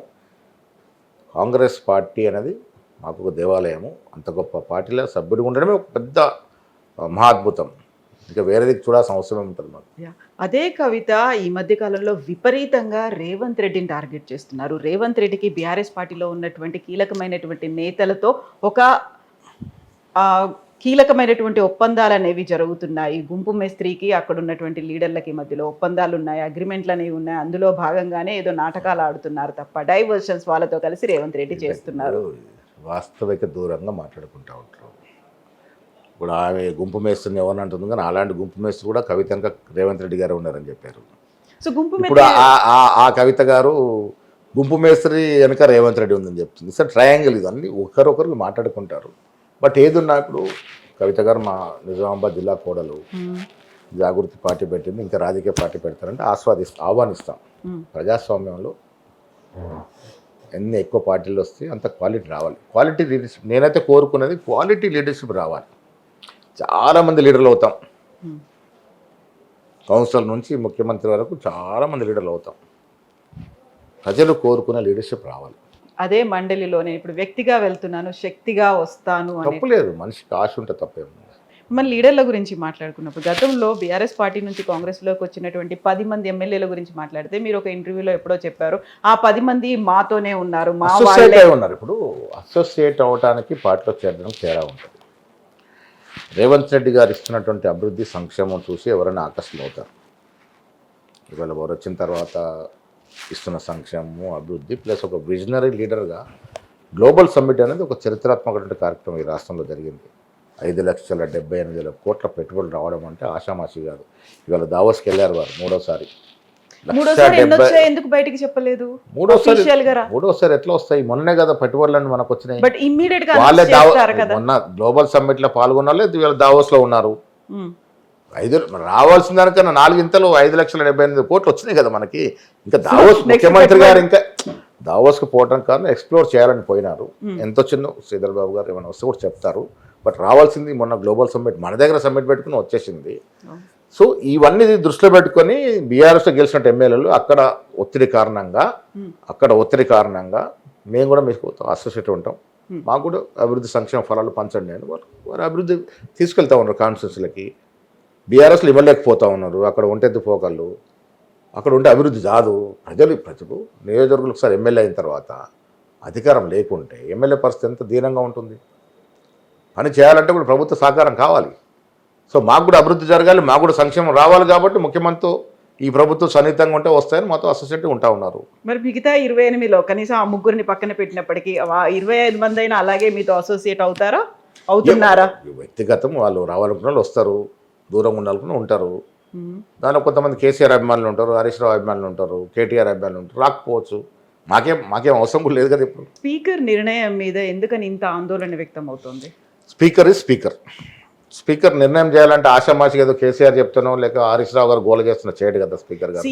స్పీకర్ గారు లెక్కలేసి చూసి ప్రూఫ్లు చూసి అథెంటిసిటీ చూసి టెక్నికల్గా నిజంగా చేరినానికి ఏమైనా ప్రూఫ్ ఉందా అని చూస్తే కదా చేసేది. నిజం ఆధారం లేనప్పుడు ఎలా స్పీకర్ యాక్ట్ చేస్తాడు? బట్ సీఎం కి అండ్ కాంగ్రెస్ పార్టీకి ఒక మౌత్ పీస్ లాగే స్పీకర్ ఉన్నారు, మాకు అవకాశాలు చాలా తప్పు. ప్రసాద్ గారు చాలా స్వామ్యుడు, ఆయన స్వామ్యుడు కాబట్టి మౌత్ పీస్ లాగా ఉన్నాడు అనుకుంటున్నాము. గట్టిగా మందలిస్తారు అనరేమో, అట్లేముండదు. స్పీకర్ ఇది స్పీకర్. అసెంబ్లీలో ఒకసారి స్పీకర్ మీరు ఇవాళ మీరు చూడండి, స్పీకర్ ప్రసాద్ గారి ఈ 2 ఏళ్ళు టైం చూడండి, చాలా ఎక్కువ సమయం బీఆర్ఎస్ వాళ్ళకి ఇచ్చారు. వాళ్ళకున్న సంఖ్య కన్నా ఎక్కువ సమయం ఇచ్చాడు. ప్రజాస్వామ్యం ఇది, మీరు లెక్కలు తీయండి. అసెంబ్లీలో చాలా ఎక్కువ సమయం టీఆర్ఎస్ నాయకులకు ఇచ్చాడు, వాళ్ళ సంఖ్య కన్నా ఎక్కువ సమయం ఇచ్చాడు. బండ్ల కృష్ణమోహన్ రెడ్డి బీఆర్ఎస్ఏ అని చెప్పినప్పటికీ నిన్నొక వీడియో వైరల్గా తిరిగింది. ఆయన అక్కడ ఉన్నటువంటి కాంగ్రెస్ క్యాండిడేట్ని గెలిపించమని ప్రచార రథంలో తిరిగారు, క్యాంపెయినింగ్ చేశారు అనేది. అదే మరి అసోసియేట్ ఉన్నప్పుడు ఆయన ఇప్పుడు బీఆర్ఎస్ ఇప్పుడు బీఆర్ఎస్లో ఉన్న అక్కడ మున్సిపల్ చైర్మన్ కాంగ్రెస్ గెలిస్తేనే కదా అభివృద్ధి జరిగేది. సింపుల్ లాజిక్ అది, అందుకే కాంగ్రెస్ గెలిపమని చెప్తున్నట్టాడు. ఓకే, బట్ ఆయన కాంగ్రెస్ ఎమ్మెల్యే కాదు, ఇప్పటికీ స్టిల్ బీఆర్ఎస్ ఎమ్మెల్యే. బీఆర్ఎస్లో ఉన్న మాతో అసోసియేటే ఉన్నారు, అభివృద్ధి కోసం కలిసి వస్తూ ఉన్నారు. మీరు ముఖ్యమంత్రి గారు చూడండి, అసలు బీజేపీ ఎమ్మెల్యేలంతా వచ్చి పనులు తీసుకుంటూ ఉంటారు. బీజేపీ ఎమ్మెల్యేలందరూ కూడా ఇవాళ మేము కేసీఆర్ లాగా ఇంకోలాగా మా ఎమ్మెల్యే అంటేనే అభివృద్ధి, మా ఎమ్మెల్యేలకే సంక్షేమం ఇస్తామని చెప్పట్లే. బీజేపీ ఎమ్మెల్యే కూడా వాళ్ళ కాన్సులు రావాల్సిన వాటా ఇస్తూ ఉన్నాం, సంక్షేమ ఫలాలు ఇస్తూ ఉన్నాం. పబ్లిక్ ఎన్నికన్నారు కదా, వాళ్ళ గౌరవం కాపాడుతూ ఉన్నాం. సో మీరు first karate black belt holder, karate మాస్టర్గా ఉన్నారు, ఆ తర్వాత టీపీసీసీ చీఫ్ అయ్యారు, ఎమ్మెల్సీ అయ్యారు. నెక్స్ట్ ఏంటి అంటే పీసీసీ అనేది చాలా పెద్ద పదవి. చాలామంది అని అడిగారు మీరు మంత్రిగా అవుతారనేది. కాంగ్రెస్ ఆర్గనైజేషన్ సిస్టమ్ తెలిసిన వాళ్ళకి ముఖ్యమంత్రి తర్వాత 2వ స్థానం పీసీసీ. అందుకే నేనే నెంబర్ 2 అన్నారా మీరు? మంత్రిలాగా నాకు ఎస్కాట్లు పైలట్లు ఉండకపోవచ్చు, బట్ పార్టీ పరంగా చూసినప్పుడు ప్రభుత్వం ఉన్న చోట ముఖ్యమంత్రి గారు ప్రథమ స్థానంలో ఉంటే 2వ స్థానంలో పీసీ ప్రెసిడెంట్ గారు ఉంటారు. అంత గొప్ప పదవి ఉన్నప్పుడు నేను ఇంకా మంత్రి పదవి కోరుకోవాల్సిన అవసరం ఉంది నాకు. ఆ ఫీల్ లేదా? ఒకటి మంత్రి అనేది ఉంటుంది కదా, జీవితం చాలా పెద్దది, ఎప్పుడైనా కావచ్చు. ఏముంటుంది దాంట్లో? ఇలా పీసీసీ ప్రెసిడెంట్ అవ్వడం అనేది అందరూ కాలేరు. నేను ఇన్నేళ్ళు పార్టీకి అంటిపెట్టుకున్నాను కాబట్టి నాకు రుచికరమైన పదవి పీసీసీ అధ్యక్ష పదవి. మంత్రి కన్నా ఎక్కువ రుచికరమైన పదవి, ఆస్వాదించే పదవి పీసీసీ పదవి. ఇంతమందిని రోజు కలుస్తూ ఉంటాను, అదొక తృప్తి. రోజు అవైలబుల్ ఉంటాను నేను. బట్ బోల్డ్ అని ఛాలెంజెస్ ఉన్నాయి, టఫ్ టాస్క్లు ఉన్నాయి. రాజకీయ నాయకుడు అంటేనే ఛాలెంజ్లు ఫేస్ చేయాలి. నువ్వు ఛాలెంజ్ని ఫేస్ చేయకుండా ఛాలెంజ్లకు భయపడి పోతే నువ్వు రాజకీయ నాయకుడిగా రాలేవు. అది ప్రజలు ఏం ఆశిస్తారు నీతోని? నాతో నిలబడతారా లేదా? విపత్కరణ పరిస్థితున్నప్పుడు నిలబడ్డాడు నాయకుడు, నిలబడ్డాడే ఆదరిస్తారు జనం కూడా. బట్ ఇన్ని డిఫరెన్స్ ఆఫ్ ఒపీనియన్స్ ఉన్న ఈ పార్టీలో మీరు అందరినీ కలుపుకొని ముందుకెళ్ళడం కలిసి వచ్చిన అంశం ఏంటంటే, ఈ 42 ఏళ్ళు నేను కాంగ్రెస్లోకి వచ్చి 83 ఎండింగ్లో నేను జిల్లా ఎన్ఎస్ఏ ప్రధాన కార్యదర్శి నిజామాబాద్ జిల్లాకి, తర్వాత జిల్లా ప్రెసిడెంట్, తర్వాత స్టేట్ ప్రెసిడెంట్, తర్వాత ఇండియన్ యూత్ కాంగ్రెస్, ఇట్లా వస్తూ వచ్చాయి. ఇన్నేళ్ళు పదిలో ఉన్నాం కాబట్టి మనకున్న పరిచయాలు, ఇప్పుడున్నటువంటి జూనియర్ మంత్రి నుంచి సీనియర్ మంత్రి వరకు నాకు అదే సంబంధాలు ఉన్నాయి. ఎందుకంటే 35 ఏళ్ళు, ఎప్పుడో 89లో గవర్నమెంట్ వచ్చినప్పుడు ఈ మంత్రులంతా దామోదర రాజనరసింహ గారు కానీ, సీనియర్ మోస్ట్ మంత్రులలో ఉత్తమ్ కుమార్ రెడ్డి గారు కానీ, అప్పుడు కూడా 89లో కాకుండా తర్వాత మంత్రులు, అప్పుడు మంత్రులంతా ఇప్పుడు మంత్రులుగా ఉన్నారు. ఆ పరిచయాలు 35-40 ఏళ్ళ పరిచయం, దాదాపు 30 ఏళ్ళ పరిచయము ఇవాళ ఈ సమస్యలని ఛేదించడం సునాయాసం అవుతా ఉంది నాకు. ఎవరిని పిలిచినా ఎవరిని మాట్లాడినా కొంత కన్విన్స్ అయ్యేటట్టు అవకాశం ఉంది, ఎందుకంటే ఆ పరిచయం వల్ల. అది మనకు యాడెడ్ అడ్వాంటేజ్ అవుతా ఉంది. సో కన్విన్స్ అవుతారు, కొంచెం కాంప్రమైజ్ చేసుకుంటూ ముందుకెళ్ళడం. కుడియడమలు ఏముంటుంది ఇప్పుడు సీట్లు డిసైడ్ చేస్తాం. ఇప్పటిదాకా నేను 5-6 పార్లమెంటు నాయకులతో మాట్లాడాను, అడ్జస్ట్మెంట్ చేస్తూ ఉన్నాము. చాలా చోట్ల గ్రూపులు ఉన్నాయి. మీరు అన్నట్టుగా ఈ 10 మంది ఎమ్మెల్యే మాకు అసలు చోట చాలా ఇబ్బందులు ఉన్నాయి. అక్కడ కూడా కొంత కుడియడమ సర్ది పాత వాళ్ళకి అన్యాయం జరగకుండా చేసే ప్రయత్నం చేస్తూ ఉన్నాము. మదర్ యూత్ కాంగ్రెస్, ఎన్ఎస్వై, సేవాదళ్, మహిళా కాంగ్రెస్ డిపార్ట్మెంట్స్ అందరూ కూడా కౌన్సిలర్లు, కార్పొరేట్లో సీట్లు ఇచ్చే ప్రయత్నం చేస్తూ ఉన్నాము. కష్టపడే వాడికి కొంత ఫలితం దక్కాలని. సో 42 ఏళ్ళుగా రాజకీయాల్లో ఉన్నారు. మీకు ఉన్నటువంటి 11 ఎకరాల భూమిని ఇంటిగ్రేటెడ్ స్కూల్కి, సబ్ స్టేషన్కి ఇచ్చారు. బట్ మీరు ఉండేది ఒక చిన్న ఫ్లాట్లో ఉంటున్నారు. ఎందుకలా? ఉంటాం, ఏముంది తాతగారు సంపాదించిన ఆస్తి అది, మేము సంపాదించింది కాదు. మా తాతగారికి 3 భార్యలు, ముగ్గురికి 1100 ఎకరాలు ఇచ్చాడు. ముగ్గురికి 1100 ఎకరాల చొప్పున ఇచ్చాడు. అప్పుడు కొన్నది, అప్పుడు గవర్నమెంట్ ఆక్షన్ చేస్తే కొన్న భూములు ఇవి. మా నాయనమ్మ చెప్పేది ఎట్లా కొన్నంటే చెయ్యానా దొవ్వానా, అప్పుడు నాకు కూడా తెలియదు చెయ్యానంటే ఎంతనో దొవ్వానంటే ఎంతనో. చెయ్యానా దొవ్వానకి ఎకరం చొప్పున 54లో 55లో కొన్న భూములు అవి. వాళ్ళు ఇచ్చిన ఆస్తి మనకేదో కలిసి వస్తూ ఉంది. సో దాన్ని ఎలా ప్రజల కోసం మీరు చాలా అంటే నక్సల్ టైంలో చాలా భూములు నక్సల్స్ పనిచేశారు. దాదాపు 300 ఎకరాల పైన నక్సల్స్ పనిచేశారు. మిగతా భూములు మేము చాలా అమ్మాము. ఈ 15-20 ఏళ్ళలో నేనే దాదాపు ఒక 300 ఎకరాల పైన అమ్మి ఉంటాను. మిగిలిన ఏం చేసాం, నడవాలి కదా, లైఫ్ నడవాలి కదా. బట్ ఇప్పటికి కూడా ఒక చిన్న ఫ్లాట్ లో ఉండడం ఏముంది, ఫ్లాట్ జీవితం కూడా మంచిదే కదా. బంగళాలనే ఉండాలి అనేది ఏముంది. ఎగ్జాక్ట్లీ, ఎందుకంటే చిన్న కార్పొరేటర్ కూడా ఒక 5-6 కార్లు ఉంటాయి, ఒక మంది మార్బలం కనిపిస్తే, ఒక పెద్ద విల్లాలు, ఒక మహల్ లాంటి. రాజకీయాల్లో వచ్చిన ప్రతి వాడు సంపాదించలేడు. సంపాదన అనేది ఒక అంశం మాత్రమే. కానీ ఇవాళ దురదృష్టం ఏంటంటే నేను చాలామంది యంగర్ జనరేషన్ చూస్తూ ఉన్నాను. మీరు అన్నట్టుగా కార్పొరేటరో కౌన్సిలర్ అవ్వగానే ఇల్లు కట్టుకోవడము, కార్లో తిరగడము. ఇప్పుడు మనకేమో తాతల నుంచి వచ్చిన ఆస్తులు ఉన్నాం కూడా మనం ఏ లెవెల్ ఉంటే ఆ లెవెల్ ఉంటున్నాం. కరప్షన్ అనేది రాజకీయాల్లో చాలా పెరిగిపోయింది. అంటే నిస్వార్థంగా పాలిటిక్స్ చేసేవారి సంఖ్య తగ్గుతూ వస్తూ ఉంది. మీరు అన్నట్టు కార్పొరేటర్ ఇంకో ఎవరిని నిందించడం కాదు, కానీ కాగానే వెనకబడిపోయారు మీరు, సంపాదించాలని ఒక ఇది. అంటే వెనకబడిపోయారా? బాధ లేదు, మనకి బాధ లేదు, ఆలోచన లేదు. భగవంతుడు చాలా గొప్పవాడు. ఎప్పుడు ఎవరికి ఏమి ఇవ్వాలో అది ఇస్తాడు. ఎప్పుడు ఎవరి దగ్గర నుంచి ఏం లాక్కోవాలో కూడా ఈక్వేషన్ ఉంటుంది అందరు. అది నమ్ముతాను నేను. మళ్ళీ చెప్తాను, పిసిసి ప్రెసిడెంట్ అనేది మహాభాగ్యమైనటువంటి పదవి. నాకు ఇది వస్తుందని ఎప్పుడు కళ్ళ కూడా అంచుకోలే. ఇంత పెద్ద గొప్ప పార్టీలో నేను ఈ పదవికి రావడం అనేది మా తల్లిదండ్రులు చేసుకున్నటువంటి పుణ్యము, వారు ఇచ్చినటువంటి ఆశీర్వాదము. దీన్ని ఉన్నంత కాలము ప్రజలకు అందుబాటులో ఉండి వీలైనంత అందరికీ న్యాయం చేయలేం, కానీ వీలైనంత ఎక్కువ మందికి అందుబాటులోనే న్యాయం చేయాలనేది తపన. ఆ దశగా పోతా ఉన్నాం. రేవంత్ రెడ్డి గారు కూడా వారు పిసిసి అధ్యక్షుడు నాకు అదే రకమైన సహకారం ఇచ్చాడు. నేను పిసిసి అధ్యక్షుడు అయ్యేటప్పుడు కూడా సీనియర్ నాయకులు అందరూ కూడా నా పేరు ప్రతిపాదించారు, ఈయనైతే సునాయాసంగా నడపగలరని. ఆయన ముఖ్యమంత్రిగా, నేను పిసిసి అధ్యక్షుడిగా సజావుగా ఎక్కడ కూడా అరమరికలు లేకుండా ప్రజల ఆకాంక్ష మనం ఫుల్ఫిల్ చేయాలి. ప్రజల ఆశలతో మనం ఎన్నుకోరు కాబట్టి ఆ దశగా ప్రయత్నం చేస్తూ ఉన్నాం. నేను అన్నట్టుగా చాలా చోట్ల ఎమ్మెల్యేలకి, మంత్రులకి మధ్య, మంత్రులకి పార్లమెంట్ సభ్యుల మధ్య చిన్న తగాదులు ఉంటూ కూడా సునాయాసంగా దాన్ని సాల్వ్ చేసుకుంటూ సజావుగా ముందుకు పోతూ ఉంది. ప్రజల మేము మా వాళ్ళందరికీ చెప్తున్నాం, మనమే డిస్టర్బెన్స్లో పడి మనం తగులాడుకుంటే ప్రజలు సునాయాసంగా ఈజీగా సెటిల్ అయిపోతున్నాయి. అవుతాయి. ఇవాళ రేపు అంతా కొంచెం పెద్ద మనసు చేసుకుంటే అన్ని సెటిల్ అవుతాయి. ఒక్క స్టెప్ పెద్ద మనసు ఉండాలి, అందరికీ ఉండాలి. నేను అదే చెప్తా ఉంటాను, ఒక మెట్టు తిరిగే అలవాటు ప్రతి రాజకీయ నాయకుడు చేసుకోవాలి. అవసరం అనుకున్నప్పుడు 2 మెట్లు దిగాలి మనం. ఇది ప్రజల అవసరం కదా, ప్రజల కోసం కదా మనం చేస్తుంది. అల్టిమేట్గా రేవంత్ రెడ్డి గారైనా, నేనైనా, బట్టి గారైనా, మా సీనియర్ నాయకులందరం కూడా కూర్చున్నప్పుడు ఒకటే అంటాం, ప్రజలు మనం నమ్మి మనకు అధికారం ఇచ్చారు. మనకు చిన్న చితక తగాదులు ఉంటే పక్కన పెట్టాలి.